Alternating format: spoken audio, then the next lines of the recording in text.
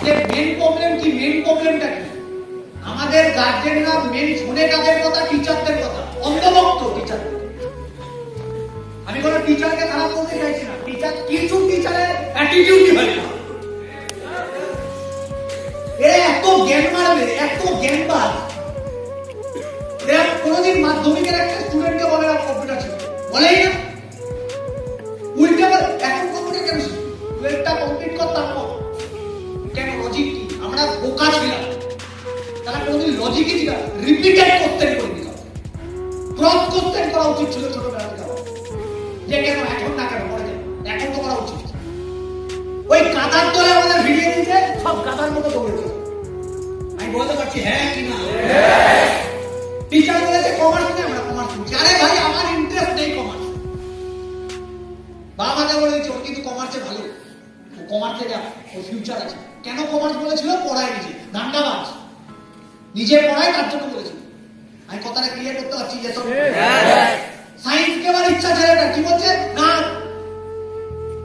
না দাদা দেন না সায়েন্স, খরচা টানতে পারবেন না। কিন্তু প্রত্যেকটা বাবা খরচার জন্য হয়তো ছেলেটা সায়েন্স করে কিছু করতে হয়তো, আরে ইন্টারেস্ট কিছু করতো না, ইন্টারেস্টের সাথে পড়াশোনা তো করতো। না কমার্সে না, আর্টস দিন, খরচা কম, আর্টসে কোনো ইন্টারেস্টই নেই। আর্টস পড়িয়েছে ছোটবেলা থেকে, তারপরে রিলেটিভ গুলো সব করা জানে। আর্টস পড়েছে, আর্টসে কিছু হয় টিচার ছাড়া। ওই আর্টসটাই, ওই লোকটাই, ওই বিষয় বসায়, ওই কাকা জেঠা টিচার বড় হলে কি করবি? আমাকে আমার বিষয় বসায় জিজ্ঞাসা করবে বড় হলে কি করবি? আর্টস নিয়েছিলাম, জানেন না। ও অ্যাডভাইস করেছিল আমার বাবাকে, মাকে, দাদাকে, যে আর্টস নিয়ে। আমি আর্টস নিয়েছি, কোনো ইন্টারেস্ট ছিল না। আর্টস নিয়ে, কমার্স নিয়ে, সায়েন্স নিয়ে একই তো করবো। আর্টস নিয়েছিলাম, পাস করতে হবে, টার্গেট একটা পাস করতে হবে, অ্যাভারেজ স্টুডেন্ট হিসেবে পাস করতে হবে। তো আর্টস নিয়েছিলাম, একদিন হঠাৎ করে এসছে, চাকে ডেকে বলছে কি করবি লাইফে, টার্গেট মনটা তো গরম হয়ে গেছিল না। আর্টসে কিছু হয় না, দুদিন আগে ওই ডায়লগ মারছিল যে আর্টস দিয়ে কিছু হয়। আমি পাইলট হবো, পূর্ব পাইলট পাইলট হবো। কেন হবো না? পাইলট হবি, ডাক্তার হয়ে যাবো। তুই ডাক্তার হবি? আরে ইঞ্জিনিয়ার তো হবোই। খুব ক্যাজুয়ালি ফুল হয়ে গেছে, আর্টস করে এগুলো হবে। আসলে জানা যখন জিজ্ঞাসা করছিল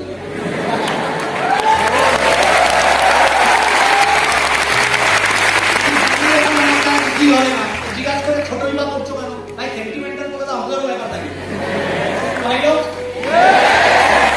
কথাটা বলতে পারছি এসব ভাই, আমাদেরও বিবেক থাকে, আমাদেরও মাইন্ড থাকে, আমাদেরও লাগে দেখা। পারবো না জানি যখন বলছি, তখন কানের সামনে ভ্যাট। তুমি তো আমাকে খাওয়াতেও আসবে না, এত এত হেডেক না। অনেক ছেলে মেয়ে আছে এত মামার ভক্ত। আমার বড় মামা যদি না বলে ফ্যামিলি চালাবে তোমার মামা। আগে দেখো ভাই, তোমার বাবা যেদিন হসপিটালে ছিল, কোনোদিন না কোনোদিন ছিল, ভগবান না করুক কোনো কোথাও, তোমার ফ্যামিলির মেম্বার যদি কেউ থাকে, কোনো মামা ধামা চামা কেউ আসবে। তোমার ইনকাম তোমাকে করতে হবে, তোমার ফ্যামিলি তোমাকে চালাতে হবে। যদি দম থাকে নিজের দমে উঠবে। আর কোনো মামা ধামা চামার ব্যাপারে যদি তুমি ভেবে উঠছো যে আমার মামা আমাকে কিছু না কিছু করিয়ে দেবে, যদি করিয়েও দেয়, সারা জীবন মাথা নিচু করে কথা বলতে হবে। তোমার নিজের মেরুদণ্ড নেই, তোমার প্রতিদ্বন্দ্বী একটা। তুমি কিন্তু তোমার মেরুদণ্ড নেই, তোমার লোকের সবার সামনে ছোট করে দেবে। আমি ছিলাম বলে তো এটা, আমি ছিলাম বলে কাজ করে যাই। এই দুটো একটা হতো নাকি না, চাকরিটা করে দাও, সবার সামনে চিড়িয়ে। তোমার বউয়ের সামনে, তোমার মেয়ের ছেলে মেয়ের সামনে, তোমার মা বাবার সামনে, তোমার বন্ধু বান্ধবের সামনে, সবার সামনে তুমি ডামি। আমি মনে করি ভাই, ডাল ভাত খাবো, নিজের দমে খাবো।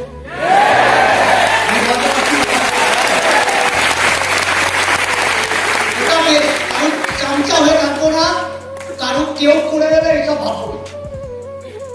আর আমাদের জন্য ভাই মাঠটালু আছে, সেখানে আমাকে অপরচুনিটি দিচ্ছে, যেখানে আমাকে অপশন দিচ্ছে, লাইফে বড় জায়গায় যাবে। আরে দিচ্ছি তো ভাই,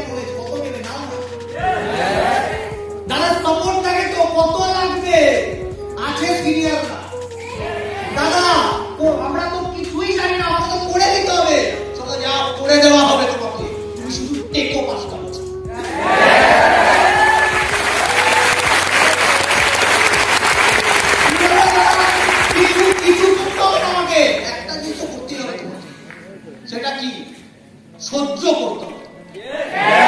কি সহ্য করতে হবে? টোন সহ্য করতে হবে। কার টোন? ফ্রেন্ডের টোন।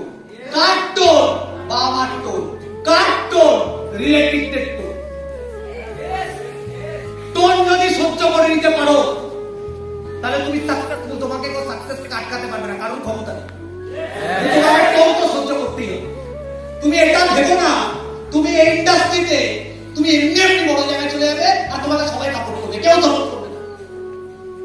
আজকে তুমি যে টাকা বলছো না, এ আমার জানু জান, সব জান জানোয়ার সব ভুলে যাবে।